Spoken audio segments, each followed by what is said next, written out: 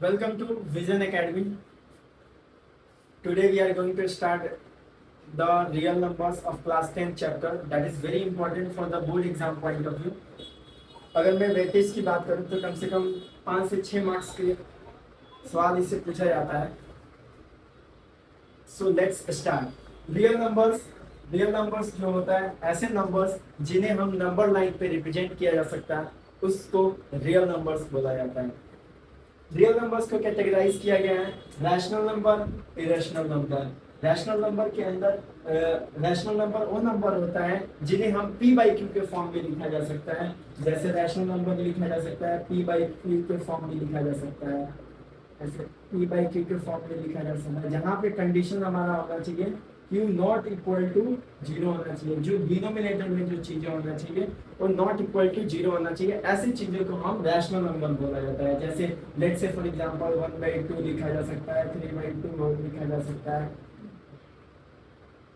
और rational number हमारा जो होता है टर्मिनेटिंग नॉन टर्मिनेटिंग होता है. ये नॉन टर्मिनेटिंग बट रिपीटिंग होता है. आपने 9th क्लास में आई होप आपने पढ़ा होगा. रैशनल नंबर में जो टर्मिनेटिंग नॉन टर्मिनेटिंग होता है बट रिपीटिंग होता है ये कंडीशन होता है. डस्टो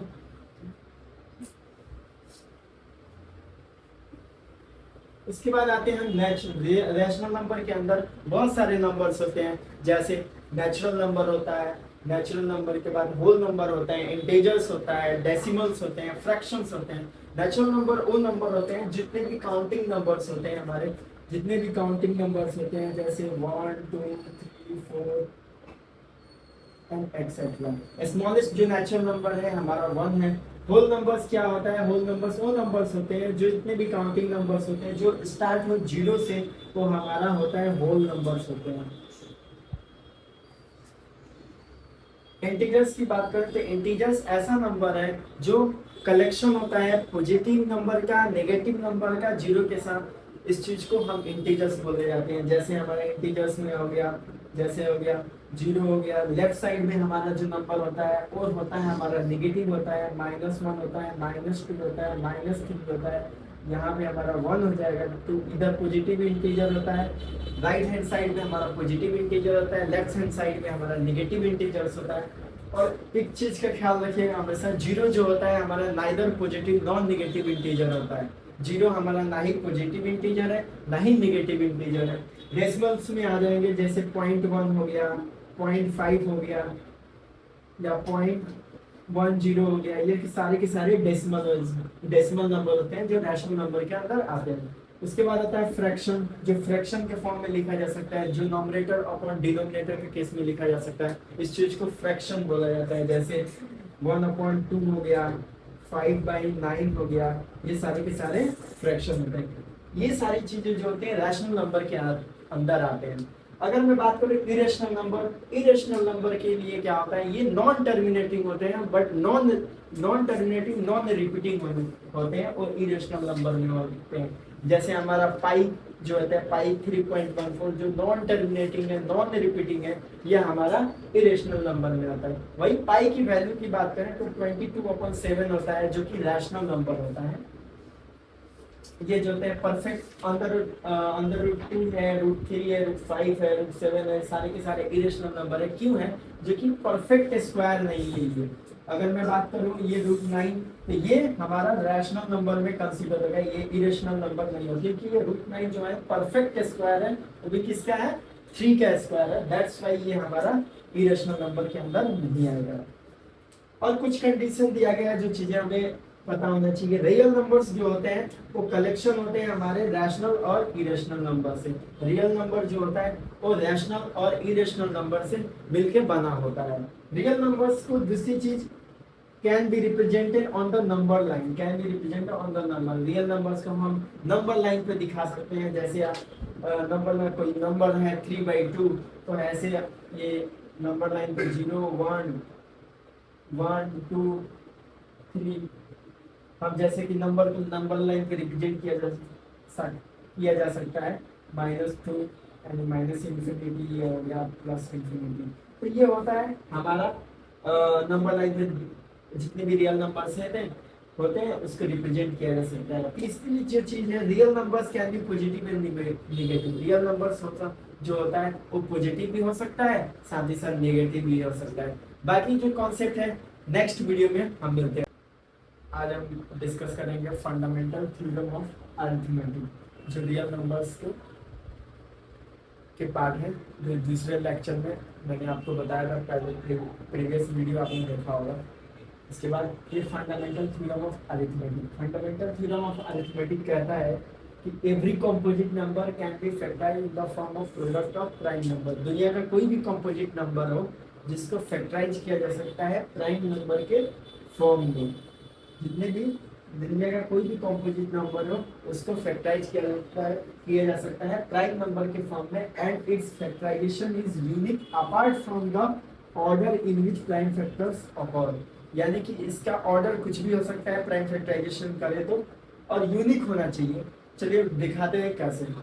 लेट्स से फॉर एग्जांपल 19 के कोई नंबर है और 420 कोई नंबर है। मान लेते हैं 90 और 420 के नंबर है। इसको factorisation, fundamental theorem of arithmetic का मतलब इसको फैक्टराइज किया जा सकता है प्राइम नंबर के फॉर्म में। जैसे कि हम 90 को अगर करें तो ये 90 को हो गया, पहले क्या होगा 2 से होगा, 2 से जाएगा तो 45 टाइम्स में जाएगा। ये इसको करेंगे तो 2 से नहीं डिविजिबल हो सकता है, फिर 3 से हो सकता है, 350 बार में जाएगा, फिर 3 से 5 टाइम्स में जाएगा।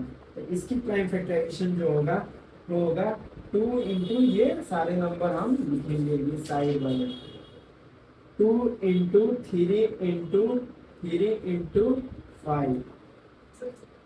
अगर मैं 420 के फैक्टराइज किया करूं तो ये 420 ऐसे ही होगा, 420 को 2 जब ये इसके हाफ हो जाएगा, फिर इसको 2 से करेंगे 15 में बाद में जाएगा, फिर 3, फिर ये 5 से जाएगा, 5 से बन जा 35। इसको अगर मैं लिखूं तो ऐसे लिखा जाएगा 2 into 2 into 3 into 5 into 7। Order कुछ भी हो सकता है, कोई दिक्कत नहीं है। अब इसको क्या मैं ऐसे लिख सकता हूँ 2 इंटू 3 का होल स्क्वायर, ये 2 बार है तो स्क्वायर में 2 बार आ जाएगा, इंटू 5 हो जाएगा।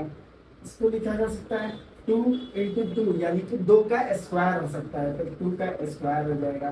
फिर ये 3 तो 3 सिंगल है तो 3 इंटू 5 इंटू 7 हो जाएगा।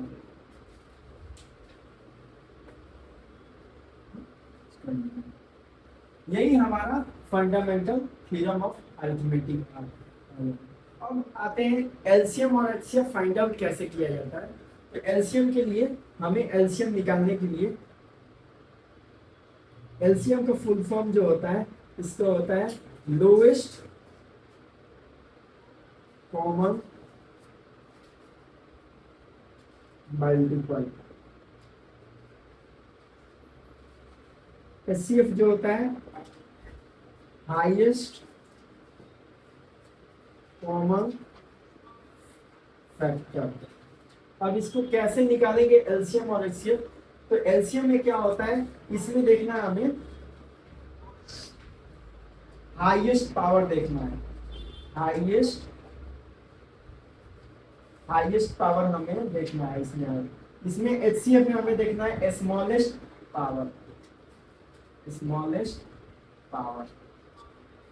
अब देखते हैं तो कैसे निकालेंगे। एलसीएम में क्या देखना है, हाईएस्ट पावर देखना है, और एचसीएफ में हमें स्मॉलेस्ट पावर देखना है। तो इसमें ऑब्जर्व किया जाए तो हमें हाईएस्ट पावर एलसीएम हमें फाइंड आउट करना है। निकालने के लिए हमें क्या करना है, एलसीएम निकालने के लिए हाईएस्ट पावर हमें देखना है, ठीक है। तो हाईएस्ट पावर में देखा जाए तो 2 के पावर 1 है, 2 के स्क्वायर है, तो हाईएस्ट पावर किसका है 2 का स्क्वायर वाला, तो हम 2 का स्क्वायर ले लेंगे। फिर इंटू इसमें देखा जाए तो हाईएस्ट पावर 3 के पावर 1 है, 3 के पावर 2, ये वाला हम कंसीडर करेंगे, 3 का स्क्वायर हो जाएगा। 5 के पावर है तो 5 एक कंसीडर कर लेंगे, 5 इंटू 7 हो जाएगा, ये हमारा है। तो यहाँ पे 1210 आ जाएगा, 1210 आ जाएगा, ठीक है। अगर मैं बात करूं HCF की, तो HCF में क्या देखना है, स्मॉलेस्ट पावर देखना है। तो इसमें स्मॉलेस्ट पावर किसका है, ये 2 का है, तो हम स्मॉलेस्ट पावर 2 इनटू, इसमें देखा है स्मॉलेस्ट पावर 3 का स्क्वायर है, 3 वाला है तो 3 ले लेंगे, इनटू 5, एक बार 5 ले लेंगे और बाकी 5 ये हमारा हो जाएगा। तो ये हमारा मल्टीप्लाई करेंगे 3 2 6 5 30, तो ये हमारा HCF 30 आ जाएगा। तो आपने प्रीवियस वीडियो में देखा होगा एलसीएम हमने फाइंड आउट किया 96 और 420 का एलसीएम, और एचसीएफ हमारा आया था 1260 और एचसीएफ हमारा आया था 30। तो इसमें एक रिलेशन दिया गया है, रिलेशन बिटवीन एलसीएम और एचसीएफ। वो रिलेशन क्या होता है, ये होता है product of 2 number is equal to LCM into HCF. ये हमें रिलेशन दिया गया। 2 नंबर का हम जो एलसीएम और एचसीएफ निकालें उसको अगर मल्टीप्लाई करते हैं तो दोनों नंबर के प्रोडक्ट के बराबर होता है। अगर ये आता है बराबर तो वो एलसीएम और एचसीएफ हमारा एलसीएम इक्वल टू एचसीएफ सही है। नंबर जो होता है एलसीएम और एचसीएफ के बराबर होता है। तो हमारा जो नंबर है प्रोडक्ट का मतलब होता है गुणा। ये जो नंबर है 96 इंटू 420 और हमारा जो एलसीएम और एचसीएफ आया है तो 1260 आया है इंटू 30 आया है। ठीक है, तो ये जो होगा 37,800 आएगा। आप मल्टीप्लाई करके देख सकते हैं और ये भी 37,800 आएगा। अगर ये बराबर आता है तो इस केस में हमारा एलसीएम और एचसीएफ बराबर होता है। ये एक रिलेशन दिया गया है जो कि आपके एनसीईआरटी एक्सरसाइज में दिया गया होगा, ऐसा सवाल आपका दिया गया है। तो हमारा थ्योरी पोर्शन यहीं तक का खत्म होता है और जो भी आपका एक्सरसाइज है 1.1, 1.2 सारे एक्सरसाइज हम 1 by 1 डिस्कस करेंगे। तब तक के लिए थैंक यू।